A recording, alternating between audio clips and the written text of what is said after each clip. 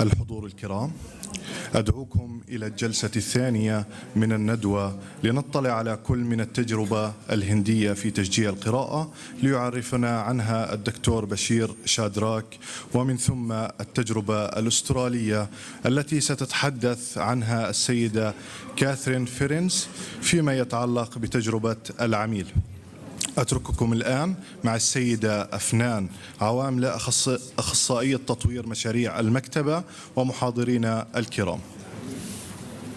حضورنا الكرام، أهلا وسهلا فيكم مرة أخرى. نعرفكم اليوم بالدكتور بشيرحمد شادراك. هو مستشار دولي في علم المكتبات والمعلومات، قدم الكثير للمكتبات العامة وأنشأ حركة المكتبات العامة الهندية. كذلك يقدم خدماته الاستشارية لمؤسسة بيل وميليندا غيتس في برامجها في الهند. يعمل الآن رئيساً للشبكة الدولية لبرنامج مبتكري المكتبات المستجدة في آسيا. سيحدثنا عن ريدنج ميشن في الهند التي تم تبنيها وكيف يمكن استخلاص تجربة وطنية مثيلة لتشجيع القراءة. نرحب بالدكتور شادي and you can start.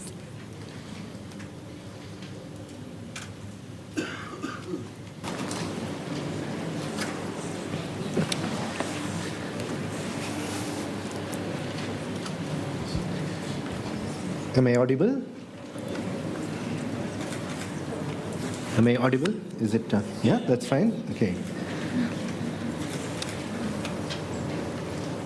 Thank you so much for inviting. It's such a pleasure to be with the two speakers, one from Finland and other one from Australia, sharing to one of the leading countries of the world, Jordan. You know, we always relate Jordan with a country of young population with a lot of vibrancy and future in its own right. So let me start my presentation by thanking some people. I was introduced by Amarjeet, who was a speaker last year. And thanks, of course, to Valentina, Afnan, and Mr. Ghalib Mazood, and the foundation itself for inviting me to this event. More than anything, I would like to thank the audience here for your patient hearing, because India is a very different country altogether. If you look at Finland and Australia, their level of development achievement is something different. Their GDP, per capita GDP, is almost $55,000 as compared to Jordan, which is 11,000. So you are 1/5 of their country in your wealth, and India is much more poorer than Jordan. 7,500 is the GDP per capita income. When it comes to population, of course, you compare with between Finland and Australia. Australia has 25 million, you have 10 million, whereas Finland has 5.5, and India is huge. We have 1.3 billion people. So the poverty, the kind of economic progress that we have made in India is much lower than many of these countries. In the Human Development Index, Australia is number 3 in the world, Finland is number 15, Jordan is number 80, and India is number 130. So you can see the kind of difference in terms of how we operate. Also, if you look at the population density, Finland and Australia are very sparsely populated. You have a large land and you don't have too many people.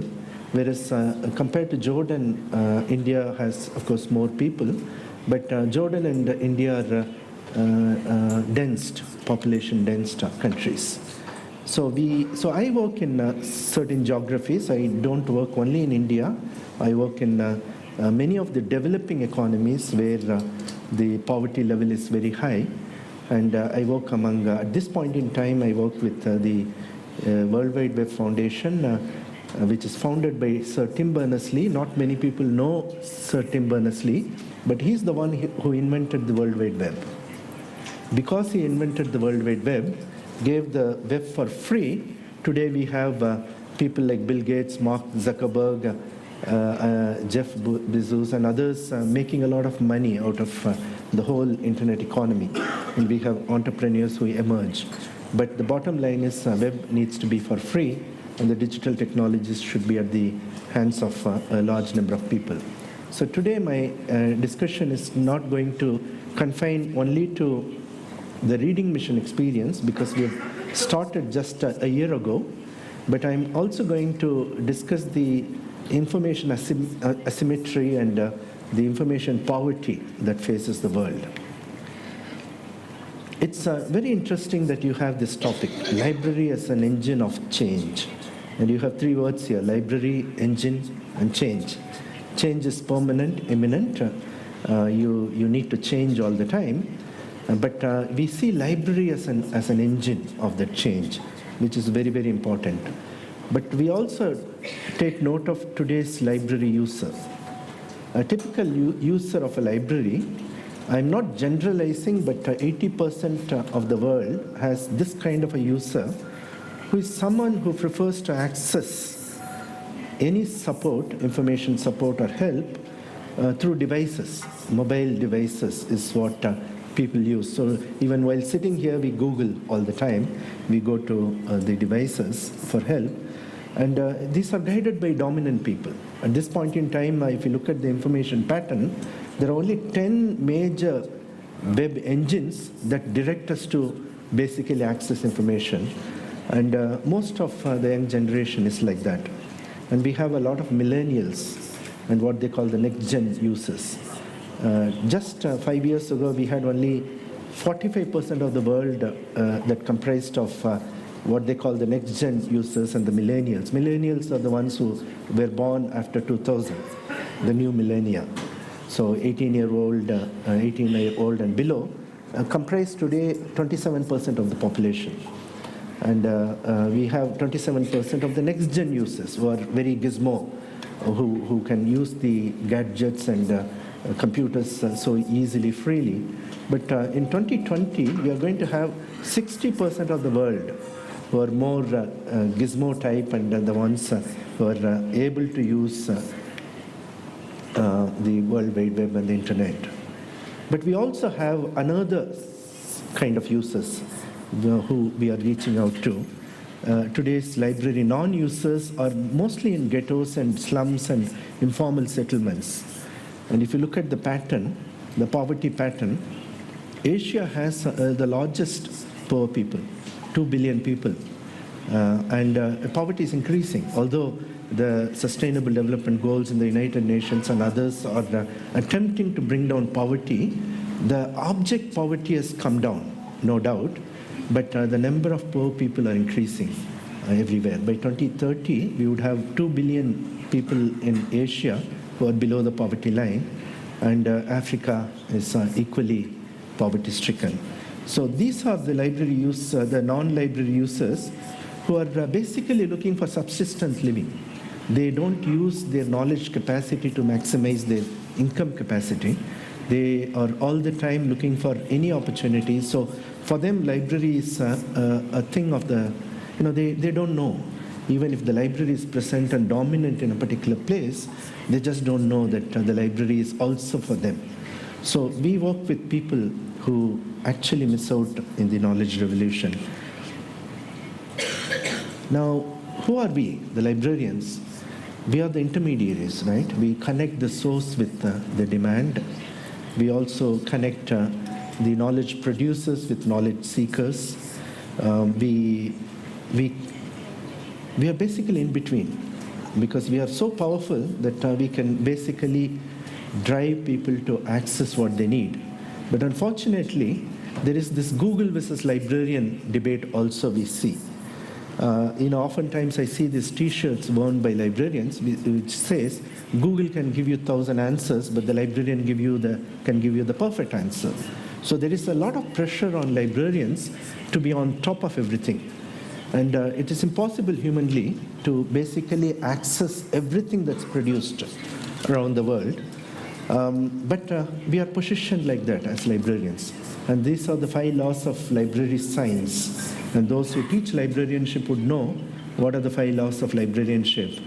books of our use, every book its user, and you can actually replace books with today's forms of knowledge. Knowledge containers are not only books today, knowledge containers are in multiple forms.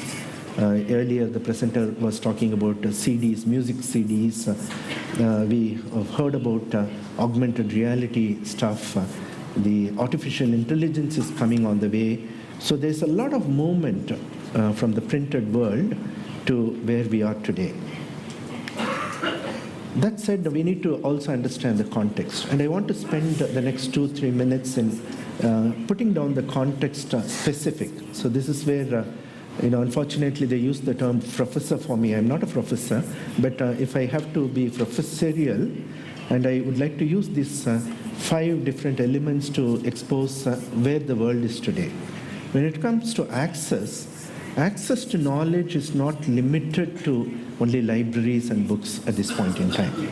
And I need to make a very distinct distinction here that in 1986, we had more analog knowledge containers. Analog containers are books essentially. We had at that point in time 0.02 billion objects which were analog. And we didn't have very many digital content. Then it moved up the ladder, and we had at some stage 0.02 billion digital content, whereas 18.6 billion gigabytes of analog content. So if you were to put everything together, you had almost 300 times analog content, and the digital content was very minuscule.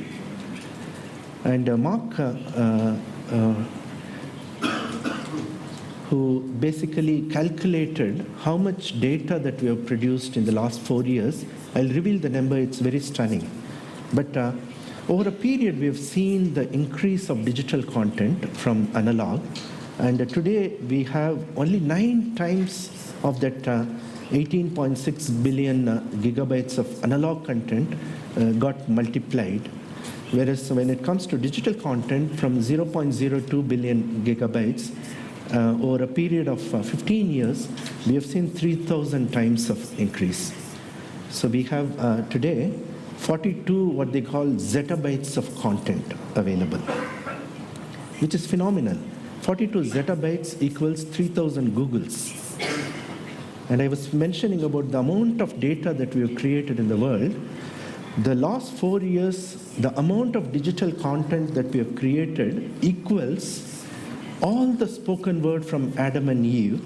If we were to actually produce digital content of all the spoken word in a high definition video over a period of time until now, whatever we would have captured, we seem to have produced an equal amount of data in the last 4 years.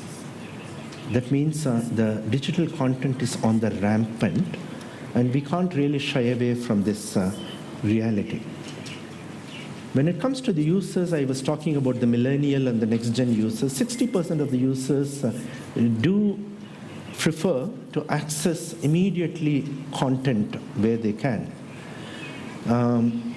Libraries have to operate in such an environment, such a place where 60% of the users would like immediate access to content, and we have to be inviting, we have to be reaching out to these types of users. We also have, as I mentioned, users who are oblivious to libraries, who do not know what a library is, who do not use library services, who just cannot even comprehend.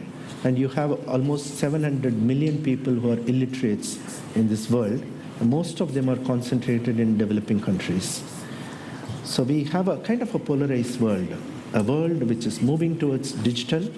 And also we need to put in context the user who is moving from rural areas to urban areas. The movement over a period of time has been phenomenal. 60% of the world is going to be living in 50 megacities. If you look at the Smart Cities 2030 program, they're already planning for smart cities to accommodate more and more people.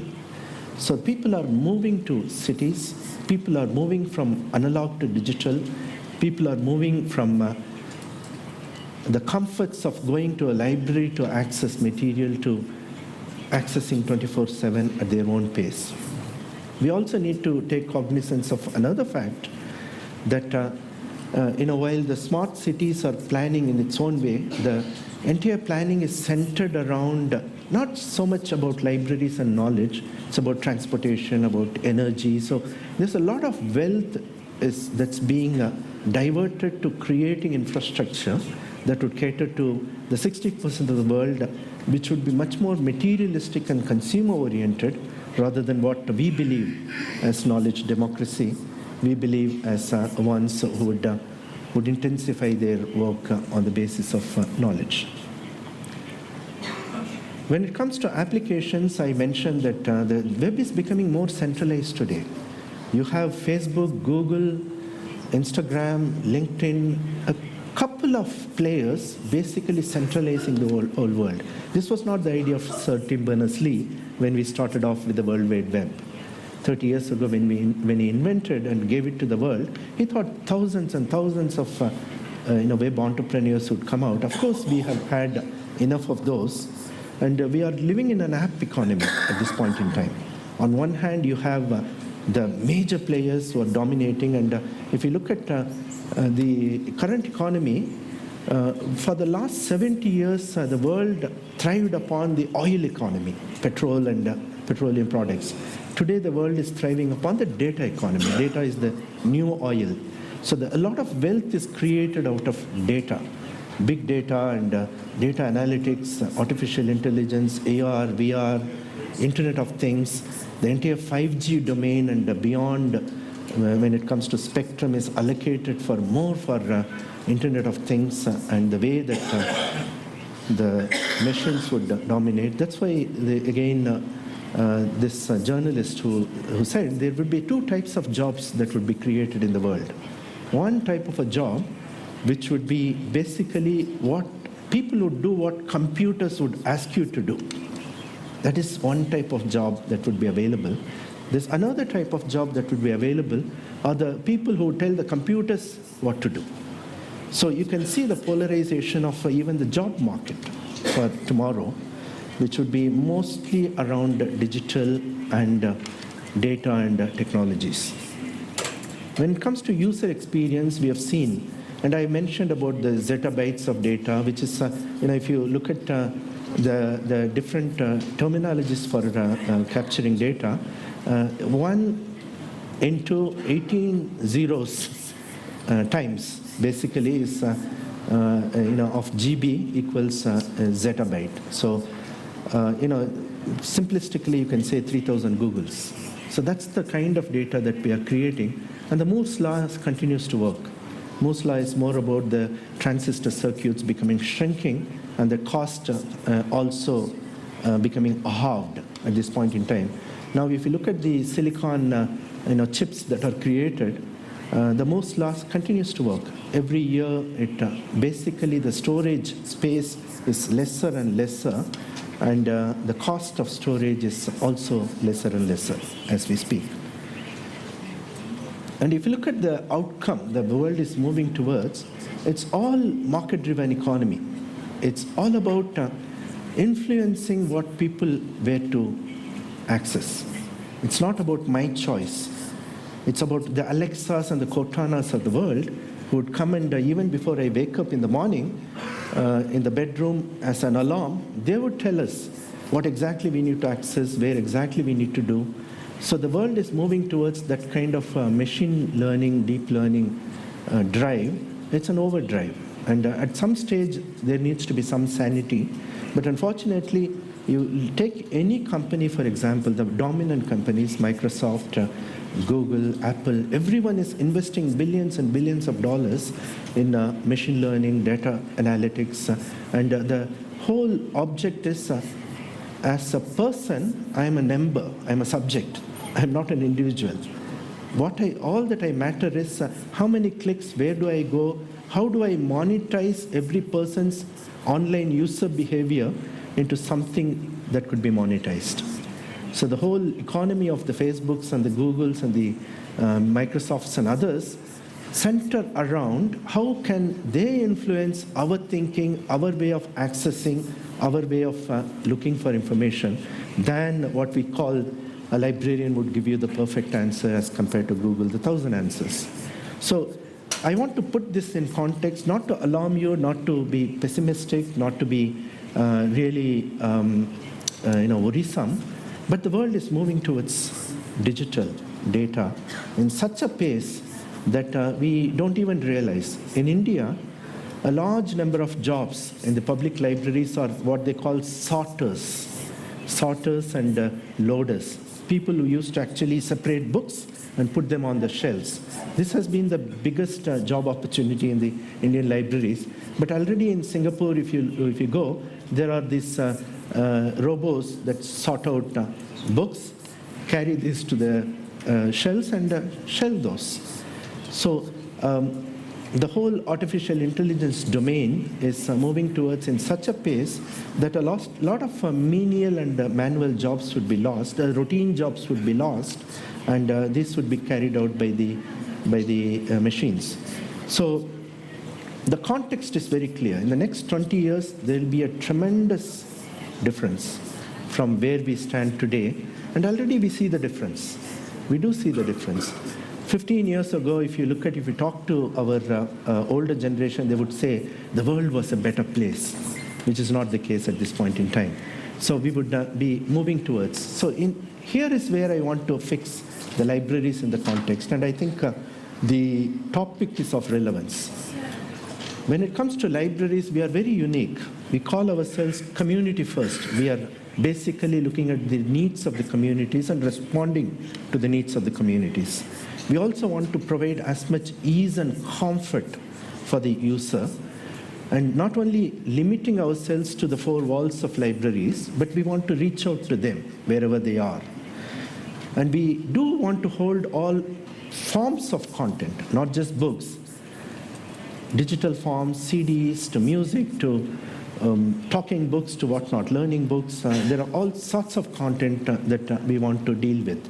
And that's the reality with which we operate today. When it comes to services, we don't limit ourselves to lending and making the reference library much vibrant. We are into all sorts of things. And the earlier presentation was evident to the fact that the services are not limited to just lending services. We are into promoting knowledge in multiple ways. And this is the dynamism of care is something that strikes us. And this is the kind of libraries and the librarians who are becoming engines for change. And what do they do? What do they do? The difference they make is the critical help to individuals. Libraries today actually affect individuals in their life. That is the difference that we make. We just don't lend books. We just don't stack books in our libraries. We go down to the level of the individual and expect our professionalism to affect their lives. When it comes to societies, we are expected to shape up the societies of tomorrow. And I come from a land that actually gave democracy because of libraries. Even the independence movement was all about libraries. The caste structure which underpinned India, there were four structures of the society, stratas of the society. Only one section was allowed to learn. Another section was allowed to fight and defend. Another section was allowed to only trade. There was another section that was called the untouchables, who were only allowed to do very menial jobs. But we shattered all this because of libraries. We democratized knowledge and education because of libraries. So we are also now lending our support to institutions, particularly to the governments. In the governmental agenda 2030 Sustainable Development Goals, libraries are present. Libraries do promote reading. Libraries do promote every agenda of the government today, whether it is cultural, educational, health awareness, producing sustainable societies for the future. Libraries seem to be in the mainstay. That's how we become ourselves, as we have positioned ourselves as engines of change, and particularly in democratizing how knowledge is accessed and produced.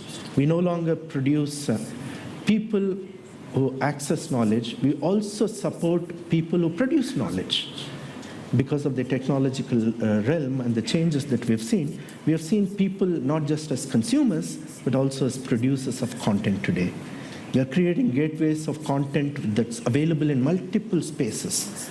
We are not forcing people only to come and borrow those 20,000 books in our libraries. We are creating gateways. We are creating portals. We are assisting people in the ability to access electronically and physically knowledge in every form. We are actually opening up a vista of learning. So libraries are really becoming the engines of change.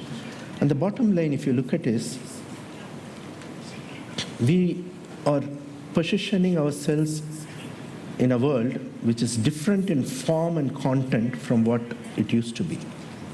We are no longer the same libraries of yesterday.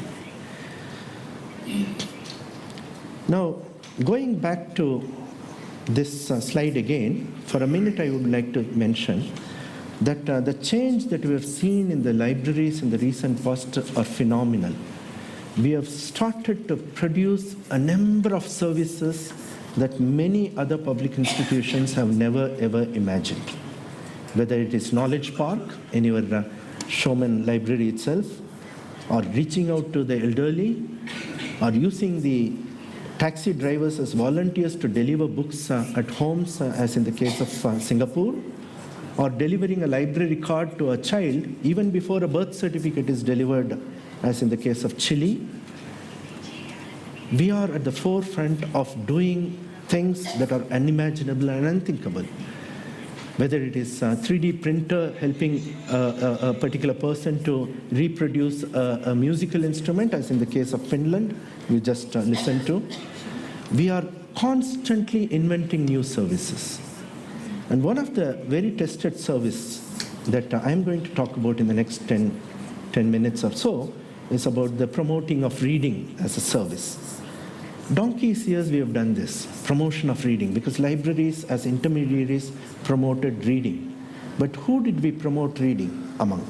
We promoted reading to only those who had the footfalls into the libraries. Only those who walked into the libraries, we provided them with material and whatnot. But today, with technology and all the new techniques that we have occurred in the last 2-3 decades, we are able to reach out to people.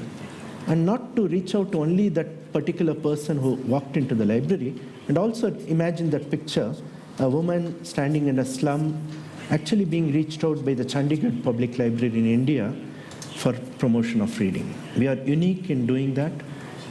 We have been the first in the market in promoting reading, and we want to retain that uniqueness and the pioneering opportunity. It's a tested product, promotion of reading. It's also authentic, because we don't promote reading only to that 2% of the strata of the society, as it used to happen in the past in my own country. Only 2% of the people were allowed to learn and read. 98% was not allowed to read. We have reversed the whole syndrome by democratizing, by providing knowledge content. And even today, the reading mission that we have launched, I'll speak to you in a minute about it. 300 million people in my country do not have access to any form of reading material, and we want to reach out to them. That's where we are very authentic and all-encompassing. I don't know what promoting reading means to the librarians here, but as in the case of my country, promoting reading defines the very existence of a librarian. It unites. It's an opportunity for us to do something national. It's an opportunity for us to go out of the comforts of the four walls in our rooms to communities who actually do not have an opportunity to access or read material. It doesn't only extends the footfalls, but it also enables us to take advantage of the technology today by reaching out to people in the forms and the ways that they want access. We may be a drop in the ocean, but we are actually, by doing together as 100,000 libraries in a country, scanning the entire country across, not only to those elite, but also to those people who cannot read, cannot write, who don't have the means the affordability to access material, by reaching out to them that we are making it really different. Now, a minute about digital reading. Now, there are all sorts of opportunities when it comes to digital reading. Yesterday, we were talking to the IT head of the Showman Foundation, and he comes from a background of having worked in AR, VR type of material that they produced. Now, libraries are the ones that are producing, alongside the university libraries. The public libraries are the ones that are orientating people to digital resources, full e-texts. There are, in India, the National Digital Library of India has 1.3 crore, which is 13 million full-text records in the database. Nobody knows about it. The librarians are the ones who promote it. I visited a library closer to where Kathy comes from. In fact, her own library, in Geelong Library, if you go to the top floor, you have the virtual reality books that children can access. You have the 3D printers that enable people to imagine a product from 360-degree views and appreciate. You have facilities in Singapore where a danseuse can actually dance, film her dance, and view it from different angles, and perfect that art by manyfold, because there are opportunities today. Digital literacy is another mainstay in libraries, where we not only promote digital literacy, today mobile literacy, the digital assistants, how to interact with Cortanas and Alexas, the text-to-speech technology, and so on. Digital publishing is another opportunity, because no longer we are consumers, we are also producers. When it comes to women, entrepreneurship, financial planning seems to be a major opportunity. We use technology to promote MOOCs, the open source courseware.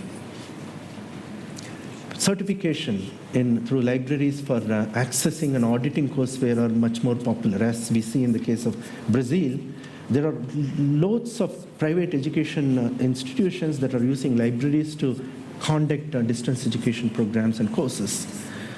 If you look at the UNESCO's latest efforts, it's the libraries that are promoting how to access authentic information and stay away from fake news and post-truth culture that's promoted deliberately by people. If you look at cyber crime and others, libraries are the ones who are teaching basically the users the etiquette, how to conduct online, how not to expose oneself in an online environment and become a victim of gender-based violence. Libraries are the ones who are talking about copyright and plagiarism.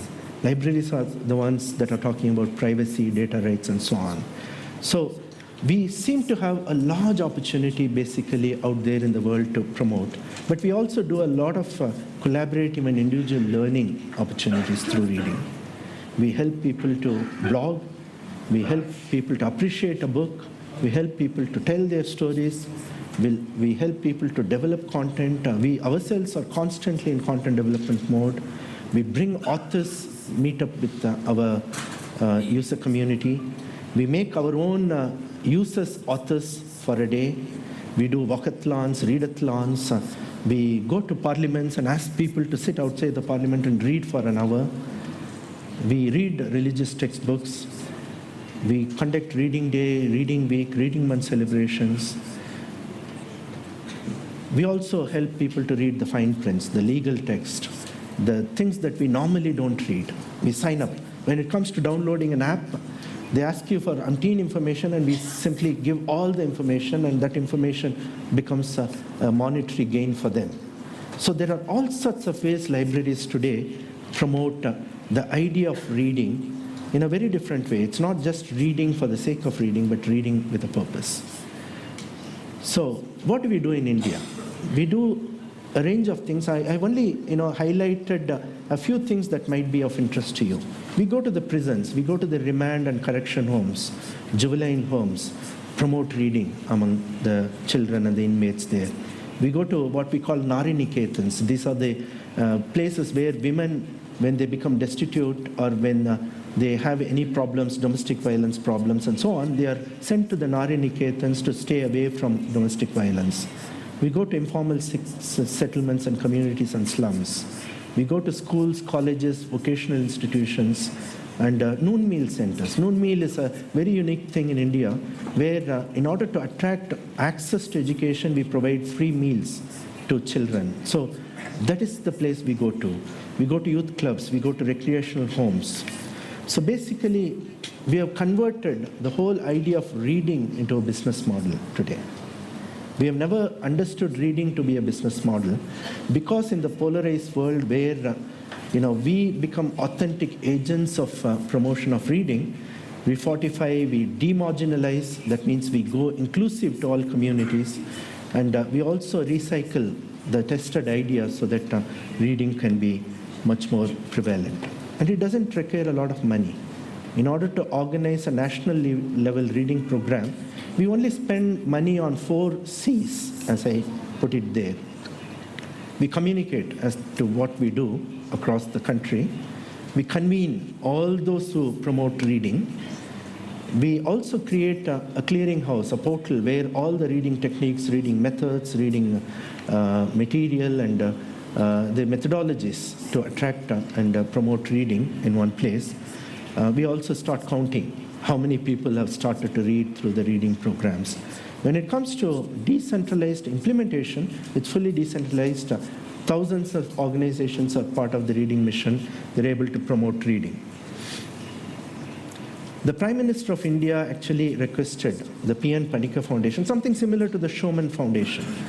Showman Foundation actually has the backup of a philanthropy bank, but P.N. Panikka Foundation only has volunteers, community volunteers.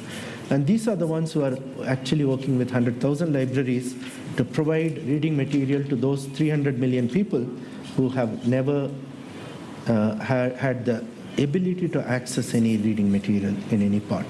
By 2nd October 2022, we have this challenge of turning India into a reading nation. And we work alongside the NGOs, the private sector institutions, the CSR initiatives, and the government initiatives as well in order to promote reading. So I put down some phase 1, phase 2, phase 3 programmatic planning as to how we are progressing into 710 districts, 6,000 blocks, 600,000 villages. The numbers may be mind-boggling to you. Next month, we are actually sitting with the 100 key organizations that are implementing the reading mission throughout the country to do a planning. And actually, it's a 3-member team. I only advise them, but this 3-member team is the one that is driving the whole process.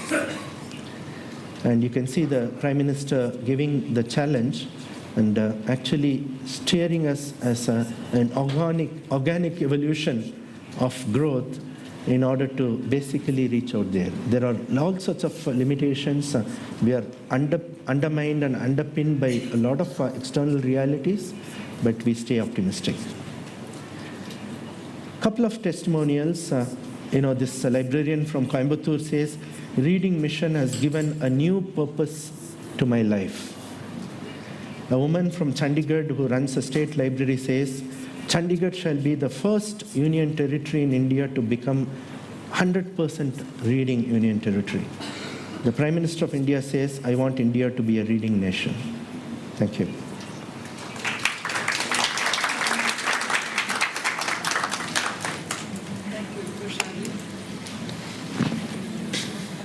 نفتح باب الأسئلة. رح ناخذ سؤال وجواب. هو رح يكون شوي يفضلوا المحاضرين سؤال جواب على طول. مين بحب يسأل؟ دكتور شادي. أي استفسار؟ تفضل. مايكس. Dr. Bashir, thank you for your presentation and you are welcome to Jordan. I am Dr. Alayan from the University of Jordan. First of all, I have 2 questions. First, from your experience, can we say poor countries have poor libraries, have poor librarians, and then have poor library users? The second question about library and information science education in India. Do you teach library science or information science now? And thank you. Yeah, I think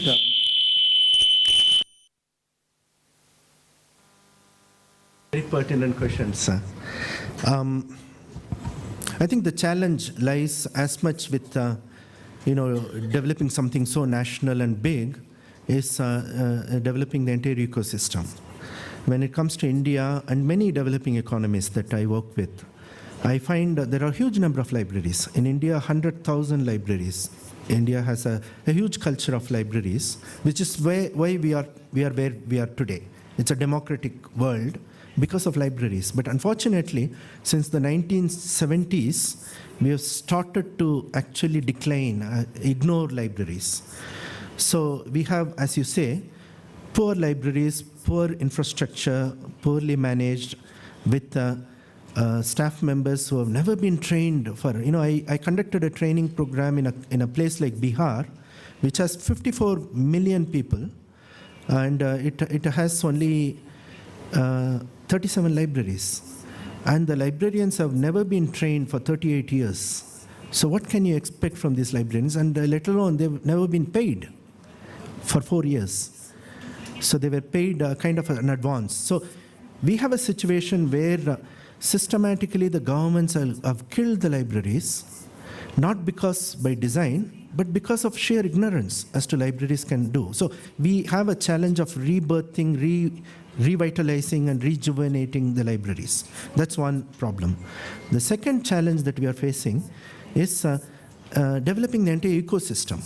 When it comes to the ecosystem, it's the publishing world, is the library science schools that need to pull up their socks and stop teaching only cataloging and classification, but to go into customer service, community, negotiations.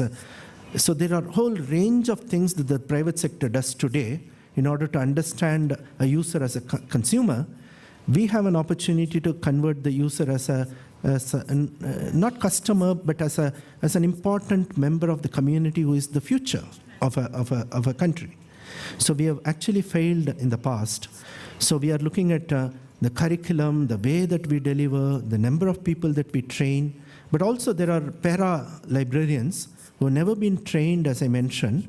Out of 100,000 librarians, library staff, we have almost 80,000 who have never been to any library school, so to say. So there is a huge opportunity, and the challenge can be turned into an opportunity. ممكن أحكي أنا مداخلة بهذا الموضوع. إحنا هون يعني الحضور بالمعظم إحنا مكتبيين. هلا المكتبي نفسه ما آمن بأنه لازم يكون تغيير وينطلق من عنده من عند المكتبة، لازم يكون هذا إيماننا بغض النظر حتى لو ظروف صعبة، حتى لو كان في شيء ما بنقدر نحققه. يعني من ضمن الحوارات كان بالبريك إنه النماذج اللي عم نشوفها لدول متقدمة وعندهم إمكانيات، إنه إحنا كيف ممكن ننفذ الحكي هذا. هلا إحنا رح نبدأ بشيء قليل، رح يعني بإيماننا رح يزيد أكثر بأشخاص ممكن يكون نثق فيهم ويكون لهم دور في المكتبة. كمان أصدقاء لنا بيكون أصدقاء كمكتبيين أو أصدقاء من الناس الرواد. برضه هذا الحكي بيخلينا زي مش حاجة تأييد، هي بالبداية بدنا نركز دورنا ونركز يعني إيماننا بالتغيير وننطلق أكثر من ذلك. كان السنة برضه من ضمن المقترحات في ندوة المكتبة إنه رح نجيب شخص من ملاوي. هو شخص كان فقير جدا وأهله ما عندهم إمكانية حتى يدرسوه، فهو الشخص هذا توجه للمكتبة، صار يروح على المكتبة يقرأ. هو شغفه بالهندسيات وهي الأشياء، صار يقرأ كتب عن الإلكترونيات والهندسة. مع الوقت صار لحاله عم يقرأ وبينفذ فعلا، نفذ شوية أشياء كهربائيات صغيرة. بعدين قدر يوصل كهرباء لبيته، بعدين قدر يوصل كهرباء لقريته كلها. صاروا يسمعوا عن الإعلام وصاروا يعملوا له مقابلات صحفية. مع الوقت كبر وصار يعمل مشاريع تدر دخل لبلده، وهو صار على مستوى في كثير على اليوتيوب، كثير في له لقاءات، وهلا هو عم بيكمل دراسته وفي له في اشياء منح كمان بامريكا. فاحنا حتى لو ظروف ما كانت الظروف الامكانيات الماديه او الظروف المحيطه متساعد، احنا لازم نامن انه احنا بنقدر نغير، وبناء عليه لازم نشتغل بهذا الموضوع. وشكرا. ناخذ كمان اسئله، تفضل.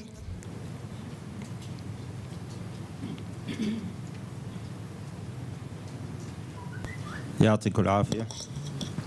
احنا بنعرف انه هناك في تحول كبير من المعلومة الورقية الى المعلومة الرقمية، وهناك انواع كثير من عملية القراءة، منها القراءة العادية اللي نمسك كتاب ونقرأ، ومنها السمعية ومنها البصرية، ومنها كذلك الأمر القراءة باللعب أو بالعمل حتى.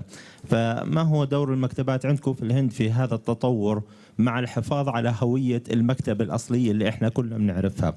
كذلك الأمر ذكرت أستاذ في حوارك أنه أنتم بتطلعوا لجميع شرائح المجتمع بما فيهم السجون والمعنفات وإلى غيرهم. سؤال: هل المكتبات قريبة من جميع هذه الفئات؟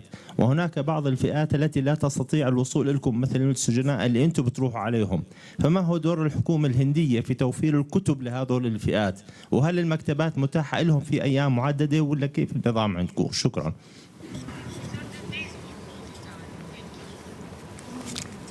Thank you for the good question. I will take the second aspect first. The role of the Indian government is to, when it comes to the homes that you mentioned, the prisons and the destitute homes and others, is to support them in their psychological, emotional needs, and also to bring them into a reform process when it comes to prisoners. Now, because of libraries that have promoted the culture of reading and making library services available, we have a lot of prisoners, including the one that killed Rajiv Gandhi. You may know Rajiv Gandhi, our former prime minister of our country. The prisoners who actually killed him graduated. One is Perari Walan, is a master's in arts. He has graduated, and his wife, Murugan's wife, Nalini. These are all graduates who graduated in the prison. So there is a huge opportunity facing, and the librarians are the ones who are actually making the governments think beyond their limitations of how they actually saw these marginalized groups. So that's something that I want to highlight here. I also want to highlight to the point that you mentioned earlier that there are all sorts of content available and access to digital content is becoming rampant. I think one of the things that we are trying to do is to what I mentioned earlier is creating portals and gateways to content that's available. The National Digital Library of India I mentioned. There's also the National Virtual Library of India, which has actually documented art forms. We visited yesterday we visited a couple of museums in your own country, and we saw a lot of things displayed, whether it is your old practices and the history depicted from Philadelphia era to the current era. Now, the National Virtual Library of India actually depicts the same, but in a 3D format, basically reproducing all the virtual artifacts into virtual artifacts, but could be viewed from a 360-degree, three-dimensional manner. And this is not something new. Many people, SCON is a project in 1980 in Scotland.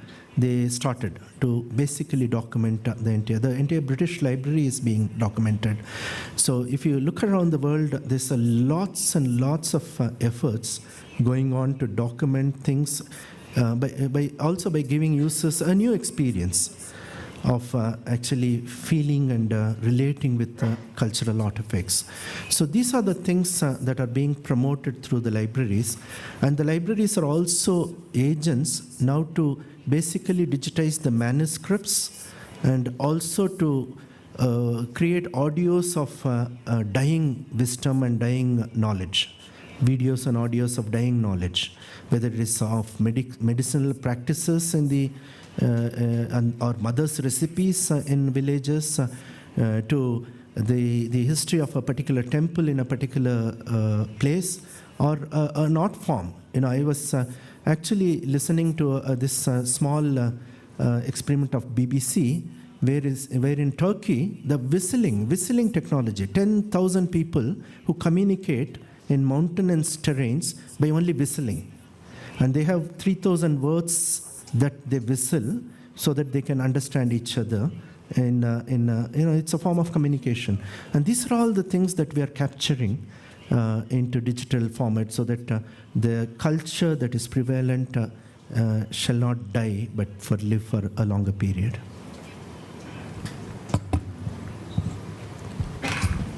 تفضل دكتور نجيب. I have to speak in English, so to make it easier for you. I have a number of comments, but we can take that offline. But one important thing to mention, in a previous life, I was in charge of a department in WHO, the World Health Organization, and probably you have heard of what is called the Blue Trunk Library. And it was meant actually to have something like 1,700 books in a blue trunk metal to give to countries and villages in healthcare centers in Africa. And it was successful. Probably you can find it on the internet. The point is, I was approached by a director from Google saying, Dr. Shorbaji, we would like to take this project and digitize it and all that. My answer was, but that defeats the purpose. And the purpose is actually to reach the people with printed copies of books, of material, because they simply don't have the digital technology, they don't have the computers, they don't have the internet, they don't have the data scientists, they don't have any of the terabytes or the petabytes or any of that. They just actually can read and write, and many of them, they just can actually see the picture. So if you want to train them on certain skills, you have to show them by picture. So the challenge is, how can we provide a solution that can fit actually for different types of people, for different types of communities, for different types of users. I don't like the client word that was mentioned at some point. So these library users, these book users have to, they need actually to get access to information regardless of the format, being digital or not digital. And my biggest story actually is that by digitizing so much, we are creating more gaps actually and more distance between people who need the information and those who provide it. And Google is actually contributing to that, and many of them, in fact. It's just making it more difficult for people to read because it's available only in digital format and not in printed or in book format. So that's the dilemma that I think as librarians, as data scientists, as computer people, as digital, all that we have really to think about that. And I really appreciate what Showman, since I have the microphone, what they are doing. It's a fantastic library, and it has facilities for people to access the internet and to read digitally and to do this and that. So I would like you to comment, in the case of India, how much actually is digitally available material can help India in becoming a reading nation, knowing the literacy rate, knowing the problems, the challenges, the economy, and all that, plus the plan that you prepared or you showed actually. I'm not sure if probably I missed that. It doesn't say how much that will cost to make that plan happen, other than the time frame that's available. Sorry for taking so much time. No, I totally agree with the comment that you made. Now, Vint Cerf, who is the CTO of Google, has already cautioned. He is also known as the father of the internet. He has already cautioned that one generation full of content may vanish. And we are already seeing this. The amount of digital photography that we may have taken, or the videotapes that we may have captured. My wedding was captured in a videotape, which I can no longer access because the technology changes so rapidly, and it's so difficult for us to keep track of the changes and also keep at pace with the changes. Now we are actually losing. As much we are producing, we are also losing. And also, the numbers that I mentioned, 42 zettabytes of content and all that, a large number of this content are not reusable, in the sense that these are all communication and gossips and social media content or whatnot. But there are companies that are able to monetize that also, because that's the way they think, and the entire the recommender systems. We used to have this selective dissemination of information work in libraries. We used to do abstracting work, indexing work, and whatnot. As typical librarians. But today, the algorithms are written in such a way that every content that's available, whether it is a phone call conversation or an email text or a social media comment or a like that you liked on a Facebook, everything is monetized. So there are applications and engineers that are turning everything into something formidable. But is it going to help the poor? The question is, all these developments out there in the world, with Windsurf himself saying that generations of data will vanish and we won't be able to access. So the entire dilemma, as you say, should we go totally digital? Should we also retain our physical forms of content? And the answer is yes. It's important for us to retain and ensure that the physical forms of access are maintained, so that so that's why I was delighted last month when I was at the IFLA conference in Kuala Lumpur. There was this micrographics that converted digital into physical, which is a great thing to see. So digital forms are now being printed to be preserved. But that said, when it comes to promoting reading amongst the 1.3 billion people in my country, where physical forms of access are becoming increasingly difficult, and the digital forms of content are becoming much more inexpensive, we have to make a choice, because it's a cost also, and also the availability of technology, ease of reaching out to people. Now, you mentioned about this WHO experiment. World Reader, as a tablet producer, is able to put 1,000 books in a small tablet and distribute to. So the donkey carrying books experiment in Kenya is being replaced by tablets being distributed to children who have the same user experience but much more interactive user experience. So I think we can't really dismiss the technological drive and the digital rampancy that we see. We have to take advantage of that.